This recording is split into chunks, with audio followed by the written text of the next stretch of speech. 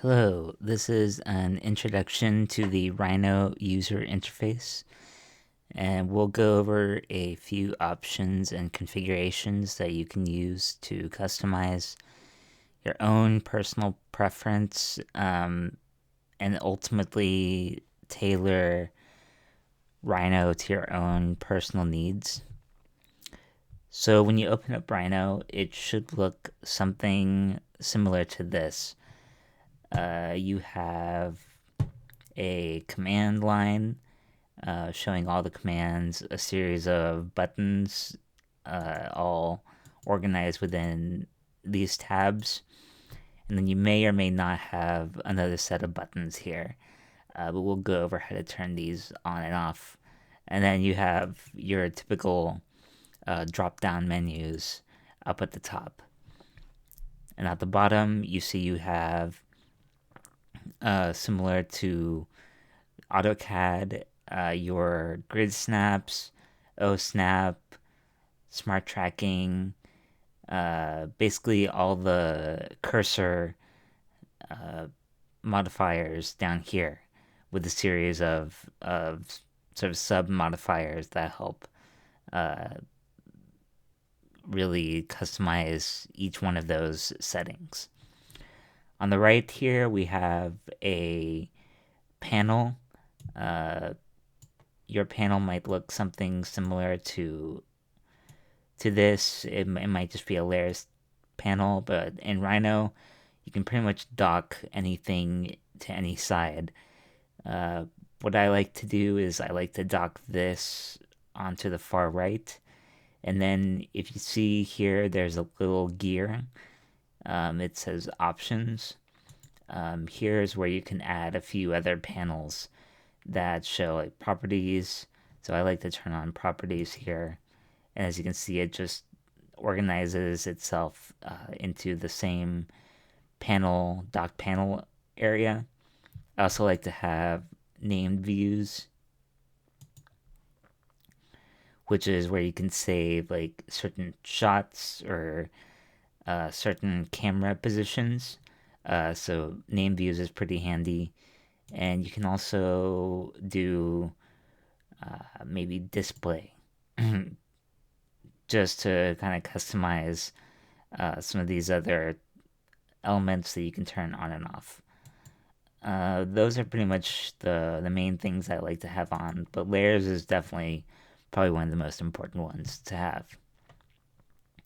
And then the actual interface for actually drawing geometry is located in, as you can see, four viewports. So the four viewports show the top by default, the front, the right, and then the perspective view.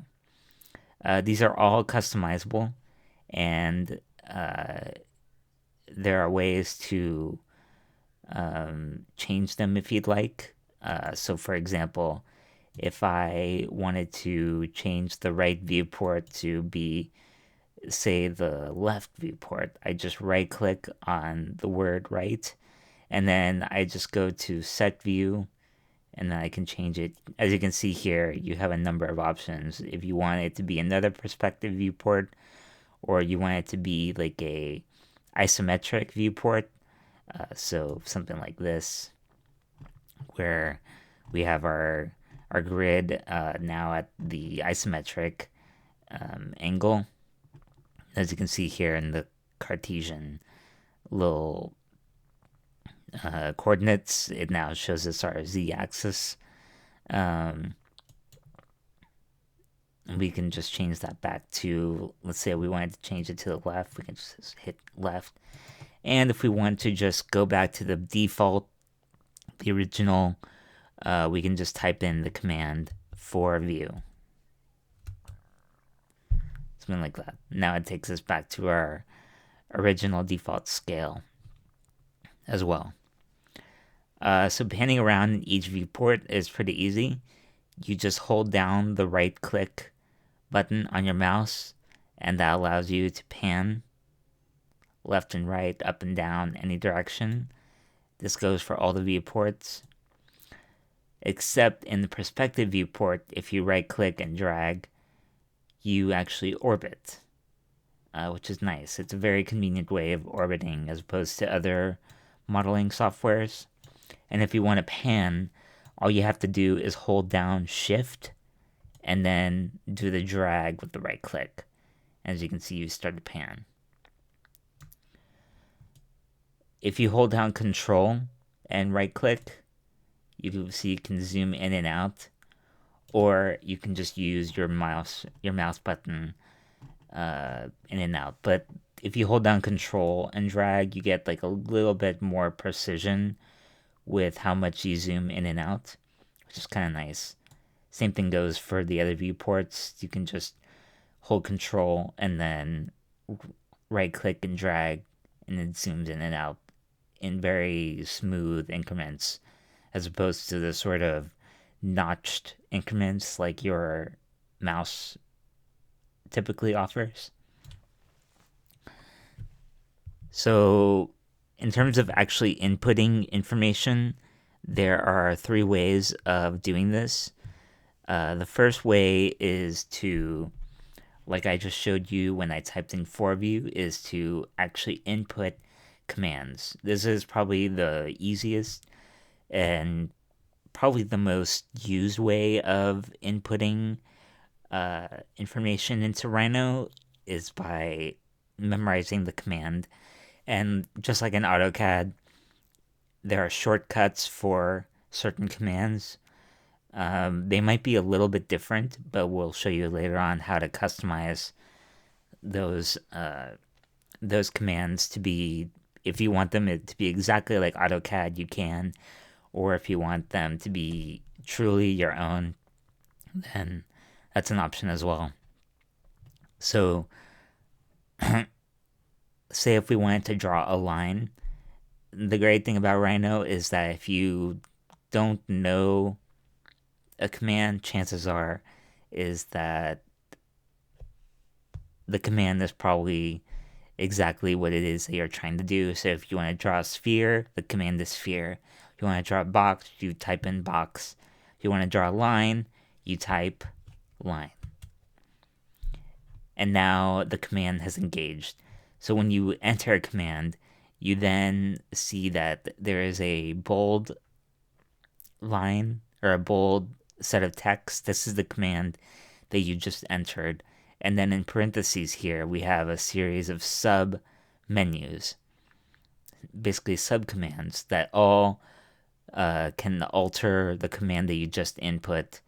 If we want to only have this line go in the vertical direction, we can hit vertical with our left click, and now we are drawing a line that only, as you can see in the perspective view over here, the line now only goes in the vertical direction.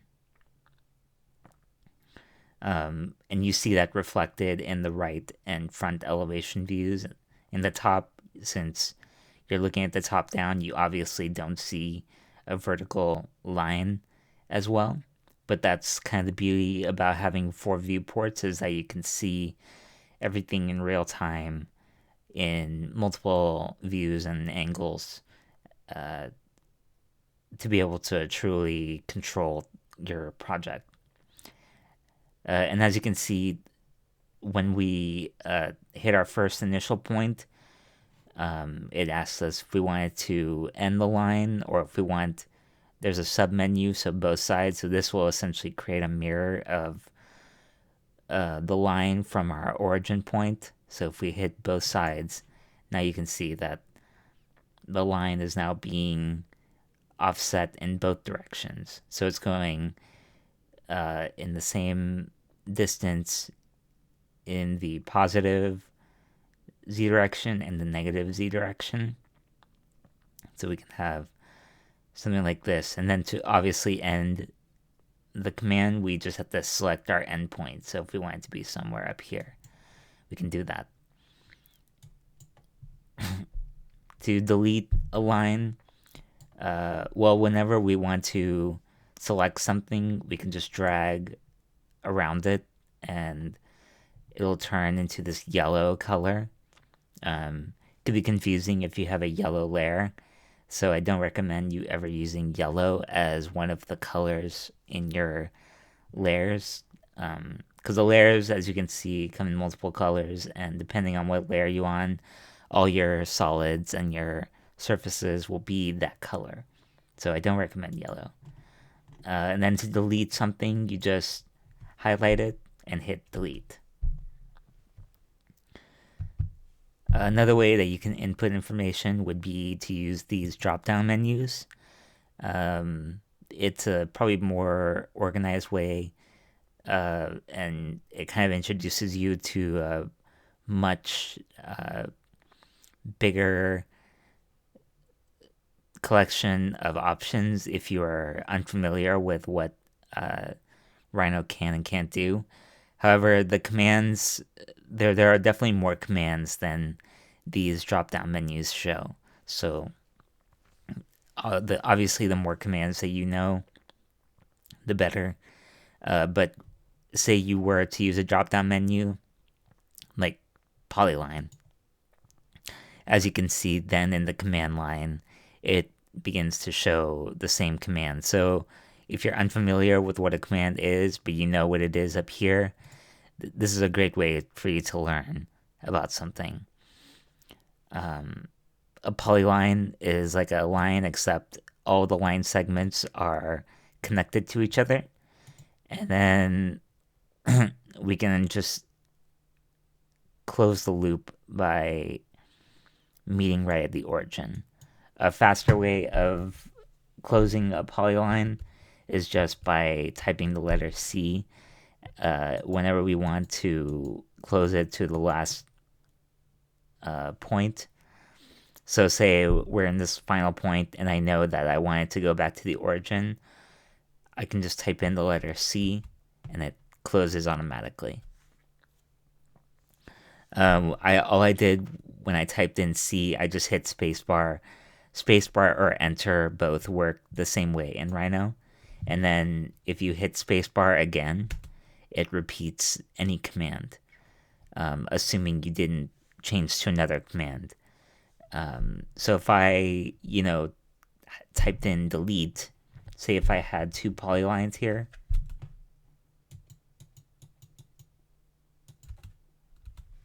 and I delete this one, delete was the previous command that I had entered. So delete is an actual command. So if I were to click on this and hit spacebar, it's just going to, in that case, delete. You can customize to whether if you want delete to repeat or not. In this case, delete was not was in a sense ignored. However, the previous command was then engaged, which was polyline, basically the most recent. Some of them like delete or control Z, things that are not exactly native to Rhino. It's sort of like a universal command, might not be recognized as a true like Rhino command itself. So if we highlight this, then we can just go and delete, like so. The third way of inputting information would be to use one of these buttons. If you do not see this set of buttons, all you have to do is at the end of this little tabulated series of buttons, you have a little gear here, just like we had below in our panel, our floating dock panel. And then here we just say show toolbar, and in the case of my Rhino, this is called the standard toolbar group. This is a little bit hard to tell because it's taking up two lines, but it's called the standard toolbar group. I don't really use this. Like sometimes in my Rhino settings, I'll just actually delete this sidebar. But if I want to have it back here, as you can see, whenever I drag it close to wherever I want it to be, it just turns purple, and then I can release it, and it automatically docks. which is pretty convenient. I also have some like V-Ray commands that you probably aren't going to deal with uh, in this lesson or in the next few lessons, but just something to keep in mind. You can have as many sort of buttons and really customize everything to your choosing. Okay, so in terms of the viewports, one last note that I just want to cover is you can eliminate some viewports if you want. If you want to say, I don't really want the right view here. I want this to only occupy just the perspective in this entire right side. I can just right click on the viewport name and type close viewport. Or I can just type the command close viewport as you see here. And then to make the viewport larger, I just wait till I get these up down arrows. If my mouse will.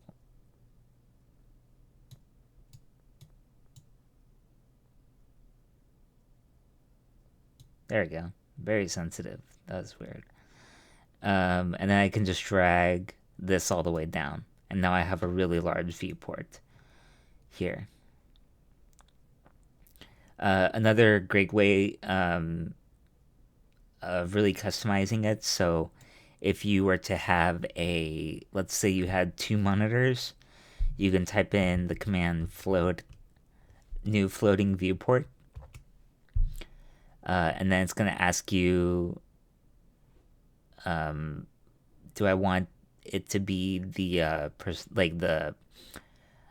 the active projection? In this case, yeah, I just want another perspective view. Since I was already clicked inside of the perspective, and I just hit enter, and it'll give me a new floating viewport. So if you want, this would be kind of nice if, say, you wanted to dedicate the left side of your monitor to, say, the top and front or something, and then you can have in your side monitor this perspective so you can see everything in a much bigger screen real estate. It's also kind of nice. And then obviously to exit, we can just hit the little close button. And if I want to go back, as we said before, I just type in the command for view. And then it goes back to our default. If I ever delete a toolbar, or if I want to like reset all the toolbars, I can just type in the command reset, toolbar reset. Sorry. I won't do that now because in my Rhino, I have so many things loaded that it'll make me restart my Rhino, but I don't want to do that. But just good food for thought. Toolbar reset is a great way to just go back to the default of buttons and command views as well. Your command view actually might be a little smaller than this. It might look something like this. But all you have to do is just wait till you get, God, it's so sensitive. Wait till you get that double arrow, and then you can just drag it down. I like doing this just so I can see the viewports a little, or the commands a little bit clearer. It doesn't really affect, the scale of my model or anything like that. Grid, you can turn the grid on and off by just typing grid. And then as soon as we typed in grid, it told us, or gave us a set of sub commands. We can change the interval, basically like the number of grid spaces. Same with the minor line spacing, or if we want to extend the grid even more, we can change this number with extents. Another thing to keep note is that each sub command has a letter that's underlined. That's basically a shortcut within the command for engaging that specific command or subcommand. So if I wanted to edit the extents, I can just, once I typed in grid, type the letter E. As you can see, E is underlined here. E space. It doesn't have to be capitalized, and then I can just change this number. Say if I want it to be like 100, then you saw my grid expanded double what it was before. And the command doesn't let go because it knows that you kind of want to keep sort of editing within the command. If you want to just exit out of the command, you can just hit spacebar again or just hit escape.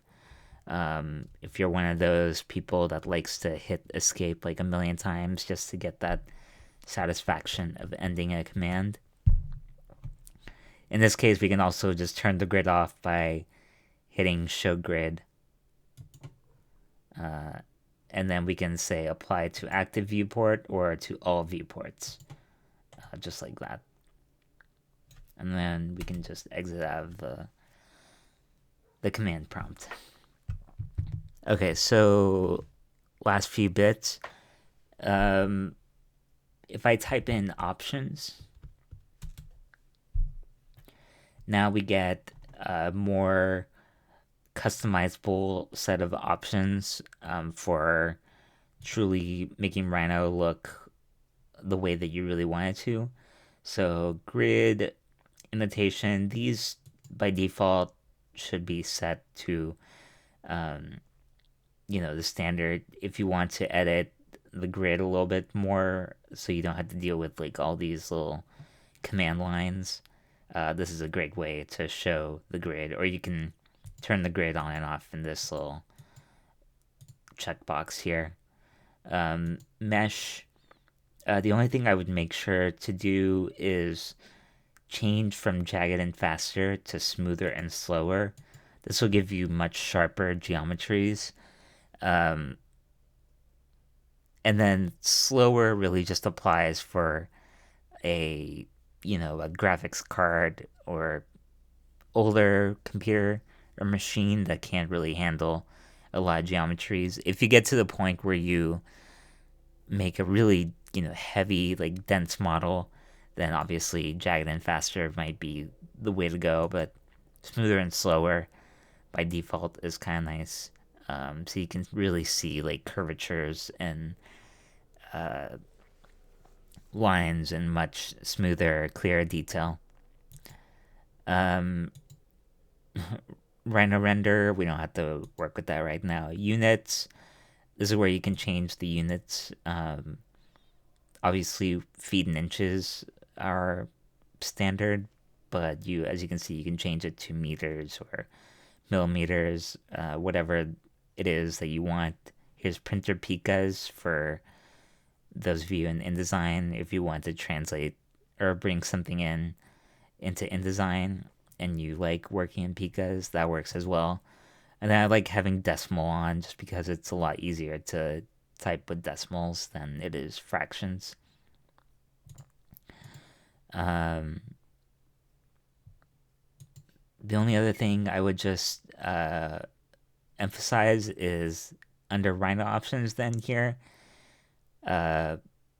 you see aliases. Aliases are the shortcuts to commands. So this is really important for you guys if you really want to customize Rhino. Aliases is going to be the way to say if I let's say the letter C. As you can see, C right now is set to select crossing. I never use select crossing, so I can just change this out and type in copy. It might something more like that. These little things I don't think really matter that much, like the exclamation point or the little apostrophe. It's just kind of like subcategorizing each command, but it shouldn't make a huge difference. So, you know, now I have C as copy, and if I type in the letter C, it takes me to copy now, just like in AutoCAD. So it's kind of nice to customize your aliases. And the great thing about Rhino is that you can export all these so that, let's say, if you go to another computer, you can import all of these commands. It saves it as a little text file and just save it anywhere. It would be a good tool or a good little file to have in like your USB drive or your hard drive, just so you can export or import all the settings. Um, Appearance. This is where we can change the colors. So if we bring down the appearance tab, type in colors, you can change the viewport background. You can set it to that like Rhino, AutoCAD like navy blue thing. Um, or if you just want to go back to the default, restore default. Here you can change like the highlighted objects if you don't want it to be yellow, or locked objects. Um, all these are, to your liking.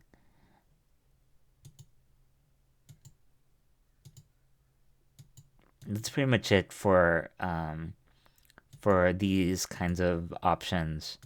So let's say we we exit out here and we want to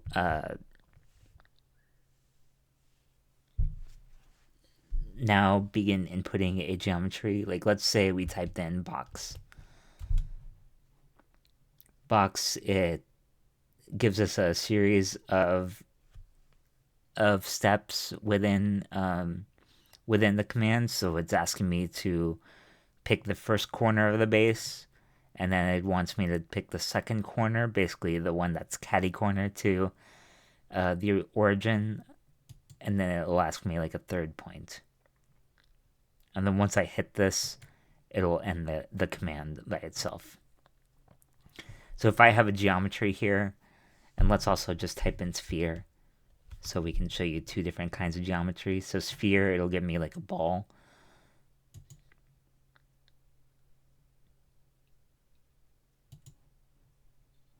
Now here in our perspective view, we don't get to really see the like surfaces of our geometry. So a way to turn this into a more surface view, we just right click on the viewport itself, and then here we can change the properties of the viewport. So if I want it to be shaded, then now we have like a shaded view, and then we can see these geometries with like greater detail, these solids. If we wanted it to be like a more like ghosted, so it's kind of similar, but you can see things that are behind. So you can see like the edges that are behind this box. In this case, I want to just stick to shaded. And then these by default remain in wireframe, but you can change these viewports as well. It's kind of nice to have everything in wireframe, just because it's a little bit easier, and it's a much smoother experience. So wireframe doesn't get laggy really if you have like a really complex geometry. There's going to be like no delay whatsoever. These lines here on top of this sphere, these are called iso curves. Basically, they're extra lines that help articulate the geometry, especially for wireframe. These aren't actually like real lines that you can click on. If you want to, say, turn them off, we just go to, if we type in properties, or we already had properties already here in our dock panel. Down here, there's a little tab that says show surface, and then there should be another word here that says ISO curve. See, it says ISO curve. We just have to uncheck visible, and now it turns off those extra lines. So it makes for just a little bit nicer look, in my opinion. But if we want to keep adding more lines, like say if we wanted to extract the lines later on, we can increase the density of our ISO curves, and then it gives us more of a you know Epcot looking sphere. Same thing with like squares or boxes. By default, if you typed in box, it won't show any ISO curves. But if you check the ISO curve checkbox, then it starts to show you these like extra lines. So just something to keep in mind. I can also just select both and then turn them both off here. Something like that. If I would just want pure, clean geometries. Alright, so the last bit of things is just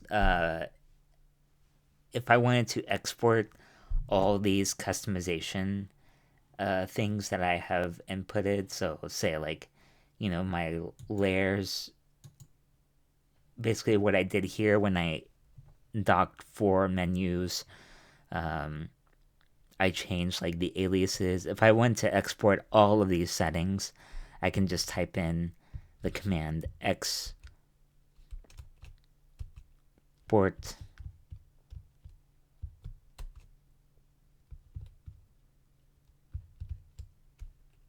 hold on.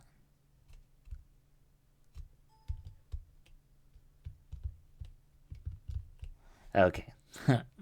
It was backwards, my bad.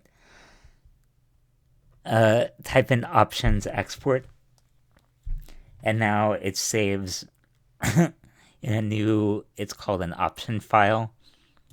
We can just save it to our desktop here. Let's call it like option. Type enter. Now whenever we go to another computer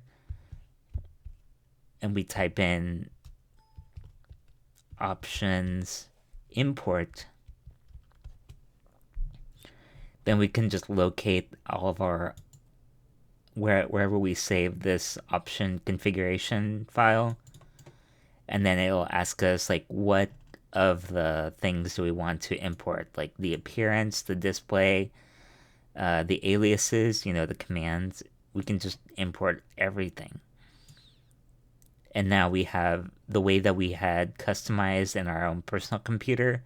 We can have that all set to be shown in another computer. Like another person's computer can all be set to here. So it's kind of nice if you have like more obscure shortcuts, or there's like a really nitpicky, like really customizable way that you really enjoy looking at the viewports and stuff. This is a great thing for you guys to remember. Then we can just hit OK, and then it'll import automatically. Obviously, it looks the same because I didn't change anything from when I exported it into here. That's pretty much it for customization. I really encourage you guys to just go in and just kind of play around. Like, remember, there's always like resets and defaults to whatever it is that you change. So kind of really like tailor it and customize it to your own personal preference. There's really no wrong way, just whichever way works best and proves to be a very comfortable working environment is always going to be the best solution. So that's it. I'll see you next time.